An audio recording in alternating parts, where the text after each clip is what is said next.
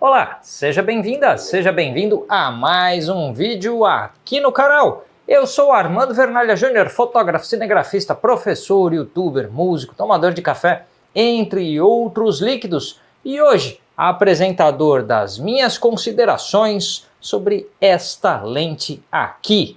Eu vou até olhar no meu roteiro para não perder nenhuma letra do nome. É a Nikon AFS Nikkor 500mm 5.6 EPF ED VR. E é isso aí. Hoje a gente vai falar desta lente aqui. Eu vou tirar o parasol dela. Assim eu vou ter um espacinho aqui para mim durante este vídeo. E dividirei aqui espaço com a 500mm 5.6 EPF ED VR. E vamos falar das principais características desta lente aqui. Elemento óptico frontal aqui, muito bonito, é uma obra de arte isso aqui. Quando a gente vê excelência ótica, né? A gente olha assim, só de olhar você já sabe que o negócio é interessante. Mas como é que essa lente chegou até aqui para que eu pudesse fazer este vídeo para vocês? Esta lente chegou aqui por intermédio dos meus amigos da loja Portsar e também da assistência técnica Portsar. A loja Portsar é a minha loja de escolha e preferência toda vez que eu vou comprar equipamentos fotográficos novos ou usados. Câmera, lente, iluminação, cartão de memória. Tem muito cartão de memória falsificado no mercado e a Portsar tem cartões originais com garantia de procedência. Então, assim como os equipamentos usados que eles vendem lá, tudo com garantia, com procedência. Então, quer um lugar realmente confiável para você comprar câmera, lente, cartão de memória, bateria, iluminação, basicamente tudo que tem aqui hoje de iluminação, de tripé, tudo que eu estou usando de equipamento veio de lá, da loja Portsar. E essa lente 500mm Nikon também veio de lá, é da seção de seminovos deles. E eles têm essa aqui, está em perfeito estado, acho que é nota 10 ou 9+, alguma coisa assim. Eu pelo menos não encontrei nenhuma marca de uso nesta lente aqui. E o link vai estar na descrição desse vídeo. E se você puder, nas suas escolhas de equipamentos fotográficos, preferir a loja Portsar, eu recomendo. E também recomendo os serviços da assistência técnica Portsar, que é a assistência oficial da Fujifilm aqui no Brasil e também atende outras marcas. Então você tem câmera Canon, Nikon, Sony, pode falar com eles que eles atendem.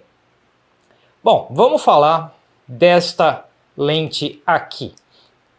Eu vou poder girar ela para vocês verem. Eu vou deixar nessa posição aqui inicialmente.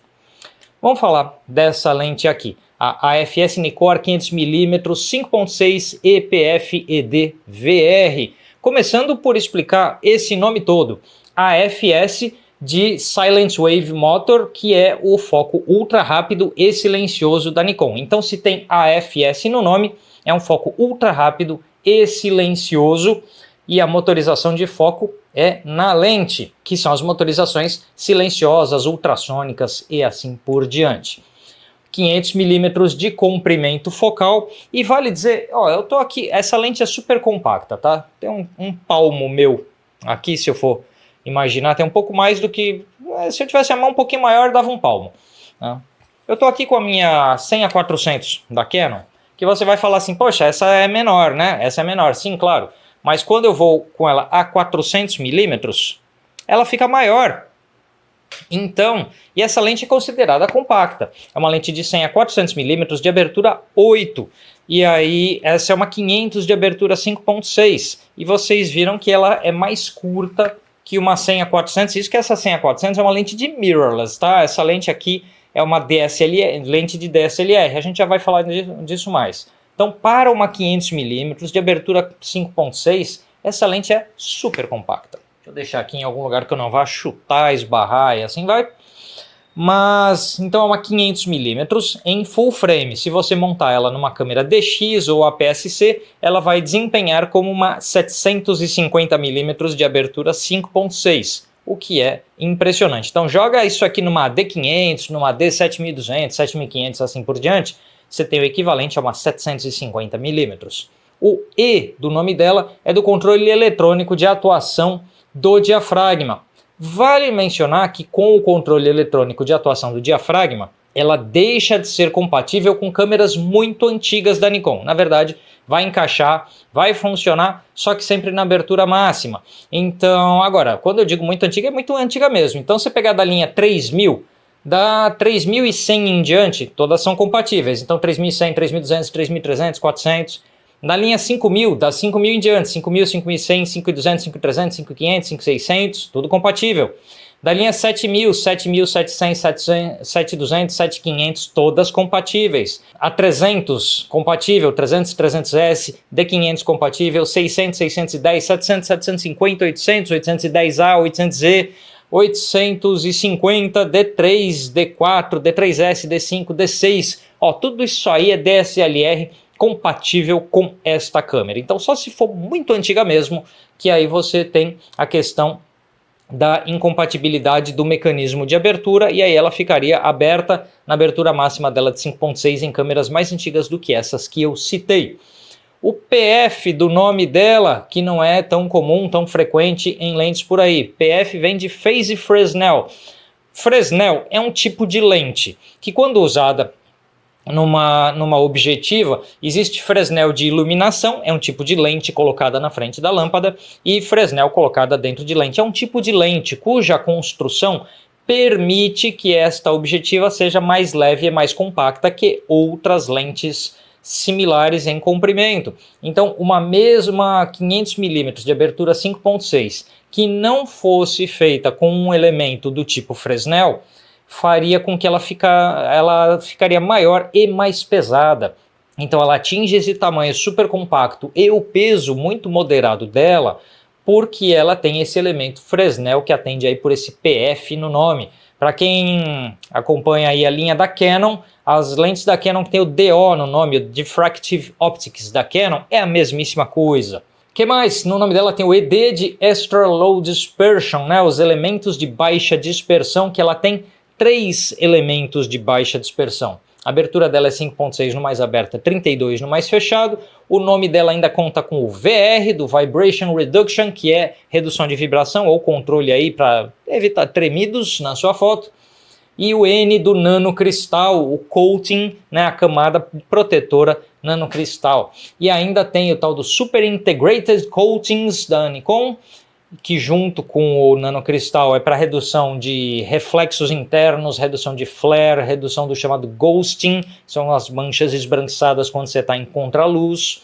E também tem o coating de fluorine, que é o repelente a líquidos e poeira. Então ela tem múltiplos coatings e todas essas tecnologias óticas, como lente Fresnel, como vidros de baixa dispersão. Então a gente já percebe que é um projeto ótico sofisticado. São 19 elementos óticos em 11 grupos neste tamanho aqui compacto de lente. Ela pesa só 1.460 gramas ou 1,4 kg, tá? 1,4 kg.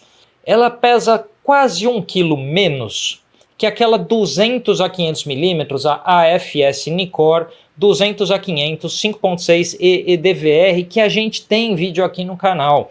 E eu vou deixar também o cardzinho no final desse vídeo, porque eu acho que é bem natural que as pessoas tenham dúvida entre esta lente e aquela. Elas são diferentes em várias coisas, mas por serem ambas 500mm e ambas com abertura 5.6, é natural que algumas pessoas tenham dúvida. E os meus amigos da loja Portsar têm lá, pelo menos no momento em que eu estou gravando esse vídeo, eles têm uma 200 a 500 de abertura 5.6 lá, e eles têm essa 500 fixa lá. Então, se você tiver em dúvida e você é de São Paulo e pode dar uma passada na Portsar, você pode inclusive dar uma chegada lá para conferir as lentes pessoalmente. E se elas ainda estiverem na loja quando este vídeo vai ao ar, os links estarão na descrição desse vídeo. E assiste o vídeo da 200 a 500 quando chegar ao final deste aqui, porque aí você vai ter uma boa comparação de desempenho e de características entre elas. Esta aqui, lógico, aquela é uma 200 a 500 milímetros, então é uma zoom e tem a versatilidade de uma lente zoom. Já esta aqui é uma lente fixa 500 milímetros, então ela vai ser menor que aquela, mais leve que aquela, ter uma ótica melhor em desempenho óptico, um pouco superior, então um pouco mais de nitidez, uma profundidade de campo, um desfoque mais bem desenhado, porque uma lente fixa geralmente tem um desfocado mais bonito que uma lente zoom. Em contrapartida, a lente zoom te devolve em versatilidade. E essa lente aqui também é mais cara, praticamente o dobro do preço da 200 a 500 de abertura 5.6. Então você tem uma lente com ótica superior, tamanho menor, peso menor e mais cara. E a 200 a 500 ela é menos cara, porque a gente não fala em equipamento fotográfico barato no Brasil, né? Infelizmente.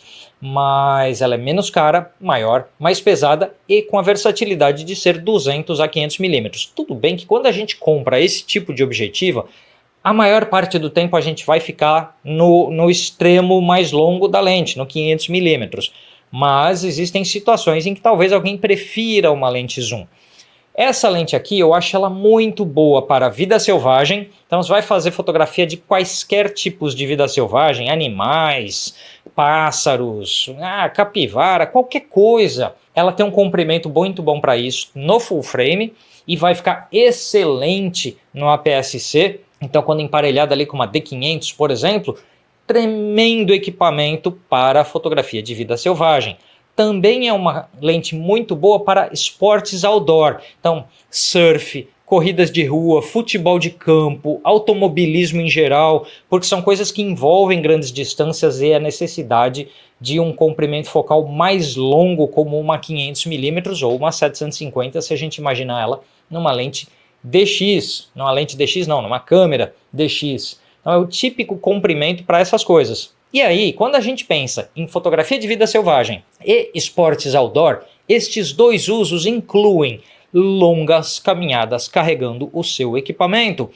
Eu já fotografei a Fórmula 1 uma vez e você anda muito para fazer fotografia de automobilismo num circuito. Fotografia de surf também, eu nunca fiz, mas eu conheço profissionais da área e você vai andar muito com o seu equipamento debaixo de sol, inclusive.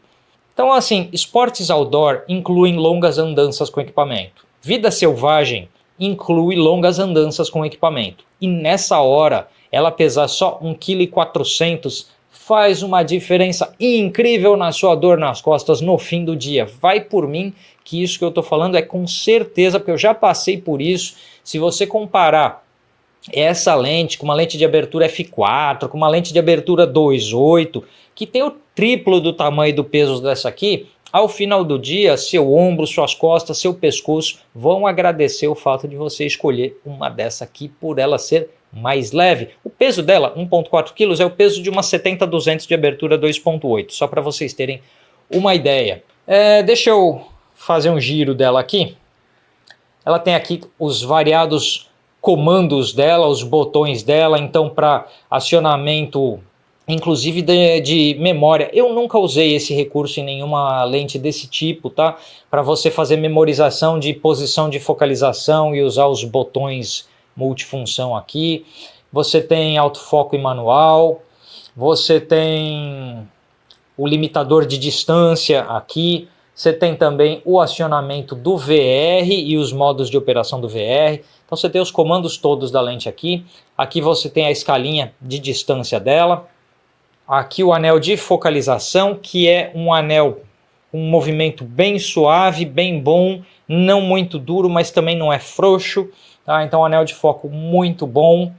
Os botões multifunção estão em boas posições. Ela tem construção com vedação contra poeira e umidade, o que apela de novo para esses usos que eu mencionei.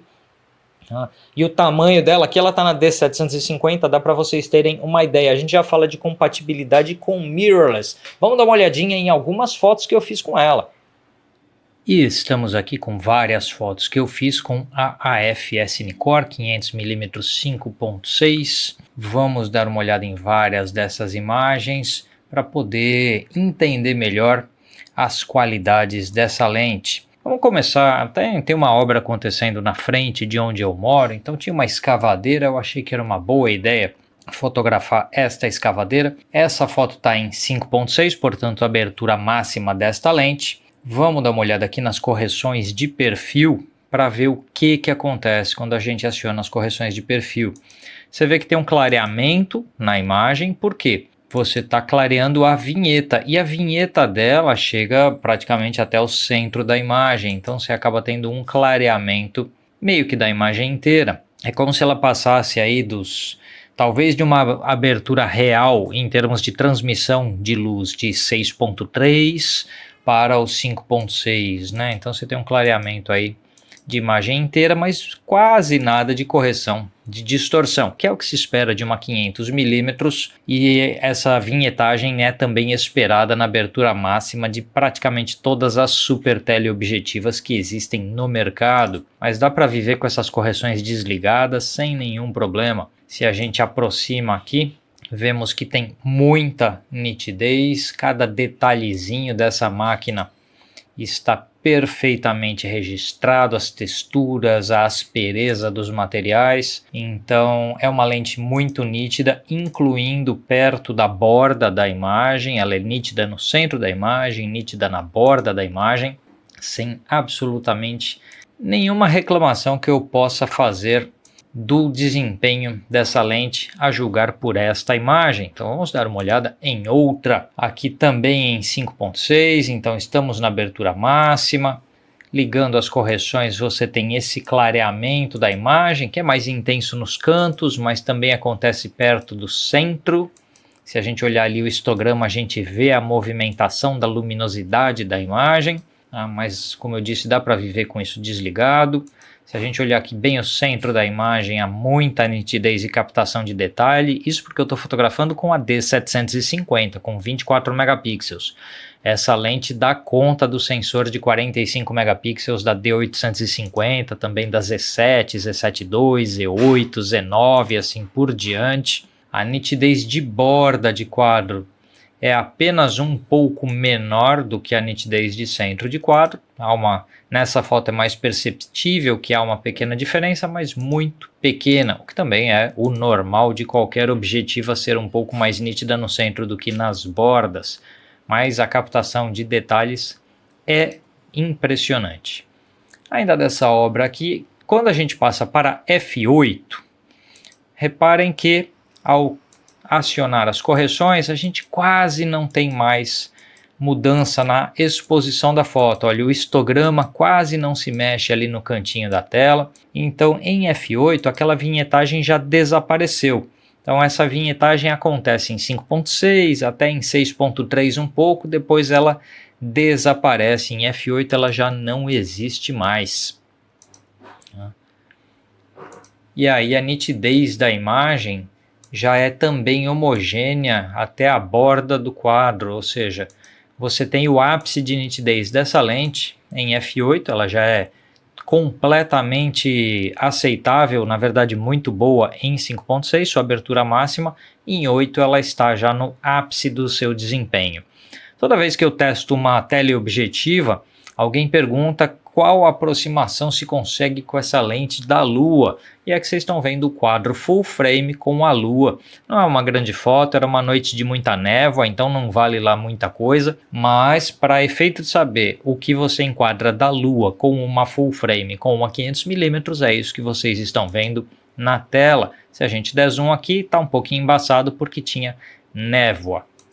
Se a gente passar a câmera para o modo DX, que seria o equivalente a você usar uma câmera DX, uma câmera APS-C, como uma D7200, uma Z50, algo assim, você teria este grau de aproximação, que é o campo equivalente de uma 750mm, o que já é bem consistente. Aqui eu estou usando a D750 no modo DX, o que gera uma imagem de apenas 10 megapixels. Se fosse uma D850 aqui, estava gerando uma imagem ali perto de 18 megapixels.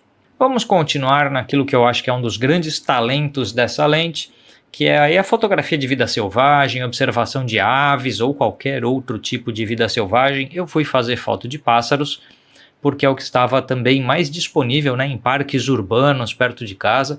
Fica mais fácil, eu não vou encontrar assim um urso, um tigre, nada disso, a não ser que eu vá num zoológico.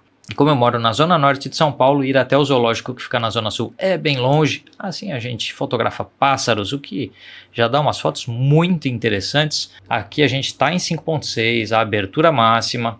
E dá para a gente perceber duas coisas. Uma, a altíssima nitidez dessa lente. Todas as texturas assim desse animal estão visíveis. E a qualidade do desfocado dessa lente, que é muito boa.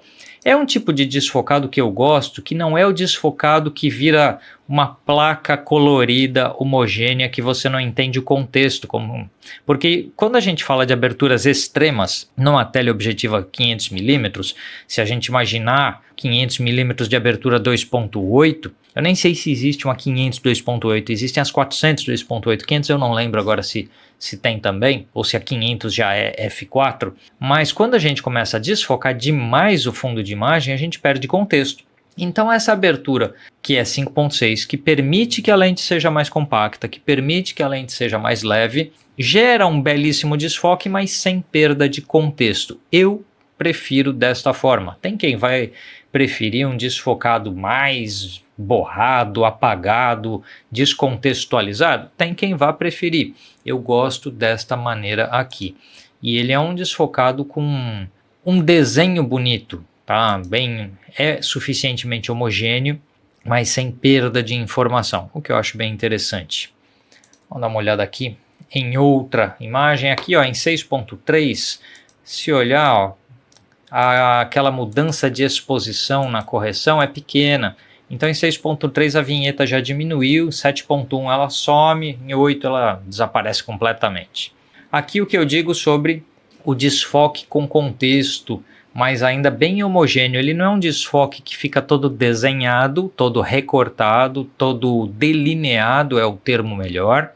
Então ele é suave, é derretido, é cremoso aí como dizem, mas sem ser tão desmanchado que você não entenda nada. Então você tem um plano focado totalmente nítido e o plano de desfoque perceptível como informação, porque quando uma lente perde totalmente a informação, a gente perde contexto, fica parecendo que o animal foi fotografado num estúdio. Eu acho um pouco estranho, vai do gosto, tá? Não estou criticando quem gosta não, apenas eu prefiro este desfocado aqui, ó, desfocado de contexto, desfocado que tem estética de ambiente. Você percebe que o animal está numa mata, porque, por exemplo, em zoológicos, muitas vezes você tem uma parede atrás, né, do animal. E aí, aquele desfocado totalmente homogêneo pode transformar uma floresta numa parede, porque fica tão homogêneo que perde a textura.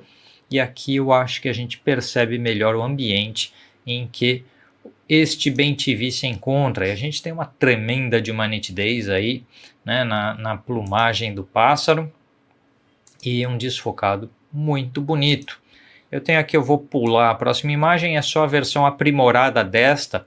Vou mostrar para vocês só aqui, porque eu fiz o aprimoramento de redução de ruído, né, por inteligência artificial do Adobe Camera Raw, e a gente tem um resultado perfeito, sem mudar a característica do desfocado, mas só retirando o ruído mesmo. Aqui uma foto perto do estacionamento. As fotos anteriores foram no Horto Florestal em São Paulo, tirando aquelas fotos de uma obra no começo aqui da nossa conversa. As primeiras aves aqui no Horto Florestal de São Paulo. Agora a gente está com fotos feitas no Parque do Ibirapuera em São Paulo. Logo que eu cheguei lá no estacionamento ainda tinha alguns pássaros de pequeno porte ali, então a gente está ainda em 5.6. Então se eu utilizar a correção de perfil dá essa clareada, nem acho necessário. Aproximando a gente tem todo o detalhe, toda a nitidez, sem perder absolutamente nada. E o tal do desfocado com contexto, que a gente consegue identificar o que é, mas ele não atrapalha, não distrai, não cria problemas na leitura da imagem. Que a gente tem um quero-quero, que por estar mais perto, aqui eu já estava perto da distância mínima de focalização da lente, então eu estava talvez 3,5 metros de distância dessa ave. Então aí a gente começa a ter um desfocado totalmente homogêneo, totalmente derretido, totalmente sem informação, porque quanto mais perto, mais aumenta o desfocado de fundo de imagem. O foco não ficou totalmente perfeito no olho, né, da ave, está bem no bico, mas a gente vê a captação de detalhes é extrema. E a profundidade de campo é tão curta em 5.6 assim de perto que a própria ponta do bico do pássaro também já está saindo do foco. E aí a gente vai passar para aquela que provavelmente é a foto mais fofa da história dos reviews aí, das minhas análises de lente. Eu nunca pus uma foto tão fofinha, que é este patinho dormindo. É um irerê, que é um tipo aí de uma marreca, de um pato. Enfim, o nome popular é irerê. E ele estava tirando um cochilinho ali no gramado. Então é uma coisa, provavelmente a foto mais fofa da história das análises. Ele dava umas piscadas, assim, era um cochilo leve, ele dava umas piscadas, abria o olho, olhava em volta, dava outra piscada, estava descansando ali no gramado, e aí vocês podem observar a quantidade de detalhes captados, mesmo numa câmera de 24 megapixels, isso significa que a lente é extremamente nítida, e a cabeça da ave está fora de centro aqui, né? Se a gente olhar no centro de quadro, muito detalhe captado, e o desfocado bastante bonito, bastante bem desenhado, sem perder a noção de que se trata de um gramado. E vamos a mais uma foto aí de um irerê que estava um pouquinho mais para frente daqueles outros dois, também descansando no gramado. Vamos dar zoom aqui. Olha o nível de detalhe disso. É inacreditável que de apenas 24 megapixels a gente vive num tempo de câmeras de 45 até 60 megapixels. De 24 megapixels se consiga extrair este nível de detalhe. Então a lente é absurdamente boa, o desfoque é absurdamente bonito, captação de cores perfeita, ausência de aberrações cromáticas quaisquer que eu pudesse mencionar aqui. Então, enfim, uma lente sem defeitos e que, além de ser sem defeitos, não é pesada e não é grande para uma 300mm de abertura 5.6. É seguramente a melhor super teleobjetiva que eu usei em toda a minha vida. Você viu aí variadas fotos que eu fiz com esta lente. Foi um prazer andar com isso aqui em parque, na natureza, porque não pesou demais. Então esse conjunto de D750 com essa lente foi super bem. Então outros corpos de câmera menores ou maiores que esse aqui equilibram muito bem o peso. Uma coisa que eu não falei é sobre o pezinho, né, o colar de tripé, porque eu estou girando ela para lá e para cá e não mostrei uma característica interessante. Deixa eu virar para vocês aqui esse outro lado. Tem um parafuso aqui, tá? Eu vou soltar ele e ainda não sai. Você tem um gatilho. Vou fazer com essa, segurar aqui, fazer com essa mão. Ó. Tem um gatilho aqui que é o que efetivamente vai soltar a lente, né? A lente do tripé. Então esse mecanismo aqui ele é bem seguro porque ele tem o parafuso para você fechar e mais esse gatilho que trava. E isso é super rápido de colocar e tirar. E aí eu falo, é super rápido e eu erro aqui, né? É porque eu tô gravando o vídeo ao mesmo tempo, falando ao mesmo tempo, aí a gente dá às vezes um perdido. Ó, encaixou aqui, fecha para ter certeza, e aí ó, o gatilho não solta mais porque você fechou o parafuso. Então tem dupla segurança aqui. E aqui o controle de giro. Não tem as paradas do giro, mas tem marcações aqui na lente visuais que você posiciona certinho, 90 graus nela e tal. Aí alguém que é mais atento agora vai falar que eu marquei errado aqui. Pronto, agora está certinho. Algumas conclusões que eu tenho, vocês viram as variadas fotos que eu fiz. É importante dizer que ela é compatível com os teleconverters, tá? O TC14, o TC17 e o TC20, então teleconverter 1,4x, 1,7x e 2x. Lógico, com as quedas de luminosidade pertinentes a esses teleconverters, então o 1,4 vai tirar um ponto de luz, o que vai convertê-la em uma lente f8, e o 2x vai convertê-la numa lente f11, mas também aí a gente está falando de uma 1000mm, né? 500 por 2, nem toda a câmera vai atingir focalização com ela no teleconverter 2, porque f11 nem todas as câmeras vão focalizar, então as mais antigas não vão conseguir, as mais novas é que vão. E ela é totalmente compatível com as mirrorless da linha Z da Canon com o adaptador, aí, o FTZ ou FTZ2, o adaptador da Nikon. Eu falei Canon? Eu falei só do adaptador. Ah, sei lá, não lembro o que eu falei. Mas tem o FTZ e o FTZ2 da Nikon, que torna ela integralmente compatível com focalização, com tudo em toda a linha Z. Z50, Z30, Z5, Z6, Z6.2, Z7, Z7.2. Isso aqui na Z8 vai ser uma maravilha para a vida selvagem e esportes, e também na Z9. Existe uma lente 600mm de abertura 6.3 na linha Z, que é muito parecida com essa em tamanho e peso.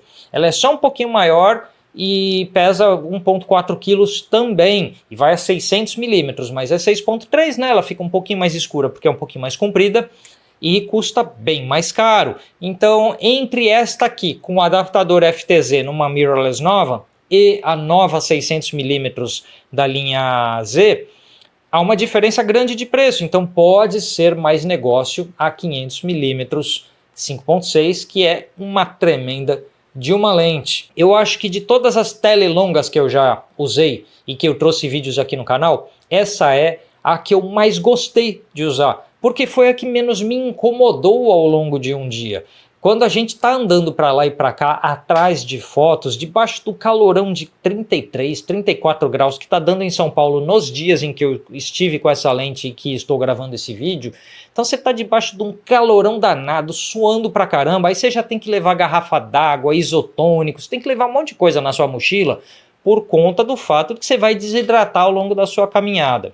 Se além disso essa lente pesasse 2 kg, 2,5 kg, 3 kg, o dia começa a virar um inferno. Então o dia de fotografia com essa lente foi prazeroso porque ela é bem mais leve do que outras, e o tamanho dela, como vocês viram, comparado com uma 400mm da Canon, é super compacto.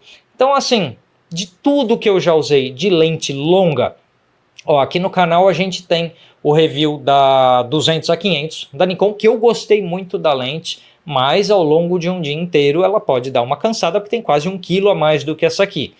E quando a gente imagina, é que nem assim, imagina todo o seu kit de lentes, aí você tem lá 50mm 1.4, ou se existe a 50 1.8, que é menor e mais leve.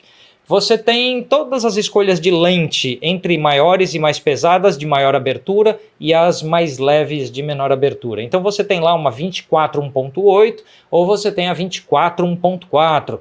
Se você vai fazendo as escolhas de todas as lentes mais pesadas, você tem 100 gramas aqui, 200 ali, 300 ali, 400, 1 kg.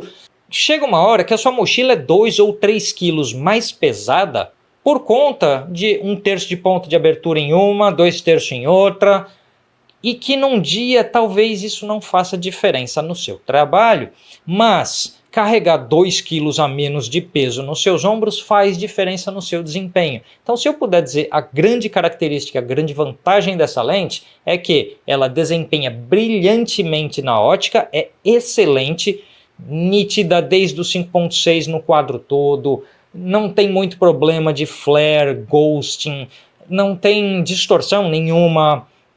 Ela tem alguma vinhetagem em 5.6 que não chega a 1 EV de exposição, então não é uma vinhetagem tão pesada, mas tem. Isso, eu acho que toda teleobjetiva tem pelo menos aí uma vinheta em torno de 1 ponto de exposição.